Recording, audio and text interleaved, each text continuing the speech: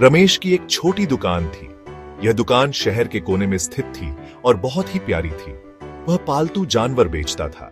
उसकी दुकान में हर प्रकार के जानवर मिलते थे। कुत्ते, बिल्ली, खरगोश सब थे। रमेश का हर जानवर से एक खास लगाव था, लेकिन रमेश को तोते बहुत पसंद थे।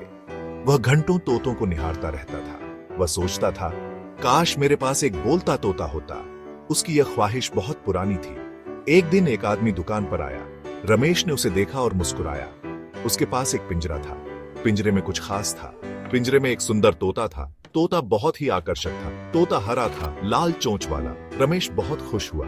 उसकी आंखों में चमक आ गई। उसने तुरंत तोता खरीद लिया। अब रमेश का सपना पूरा हो गया था। रमेश ने तोते को दुकान में रखा। वह तोते से बातें करता था। वह चाहता था कि तोता जल्दी बोले। एक दिन तोते ने आवाज निकाली। रमेश खुशी से उछल पड़ा। अरे भाई, आज कितने के आम बेचे? लेकिन तोते ने कुछ ऐसा कहा कि रमेश के होश उड़ गए। ये तो उसकी पत्नी से कही हुई बात थी। तोते ने सब कुछ दोहराना शुरू कर दिया। रमेश के घर में जो भी बातें होती, वह सब सुनता और याद रखता। जो भी रमेश घर पर कहता, चाहे वह कोई गुप्त बात हो या मजाक, तोता सब कुछ सुन लेता। तोता दुकान पर आकर सबको बता देता। लोग उसकी बातें सुनकर हंसी से लौटपोट हो जाते। अरे, पड़ोस वाली पिंकी को गुलाब जामुन मत देना।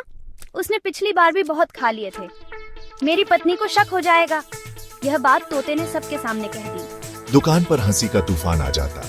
लोग तोते की बातें सुनकर हंसते हंसते लौटपोट हो जाते। रमेश शर्म से पानी पानी हो जाता। उसे समझ नहीं आता कि वह क्या करे। उसकी पत्नी भी नाराज हो गई। उसने रमेश को डांटा और कहा कि तोते को चुप कराओ। यह तोता नहीं, मुसीबत है।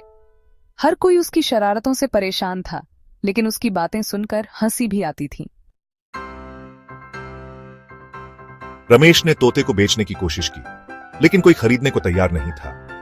वह निराश हो गया और सोचने लगा कि आखिर क्यों कोई इस तोते को नहीं खरीदना चाहता। सब जानते थे कि यह तोता पोल खोलता है।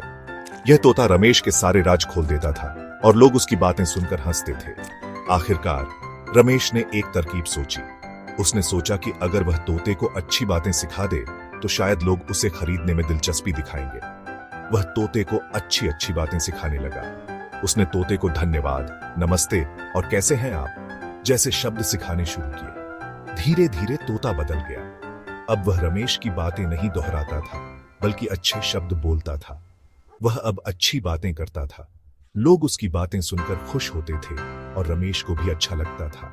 लोगों को हंसी भी आती, लेकिन अब रमेश शर्मिंदा नहीं होता था। उसे गर्व महसूस होता था कि उसने तोते को बदल दिया है। रमेश का धंधा फिर से चलने लगा। लोग अब उसके पास आते थे और तोते की बातें सुनकर खुश होते थे। उसे समझ आ गया था कि तोता उसकी गलती नहीं थी। असल में तोता वही दोहराता था जो वह सुनता था। गलती उसकी अपनी जुबान की थी। रमेश ने सीखा कि हमें अपनी जुबान पर काबू रखना चाहिए।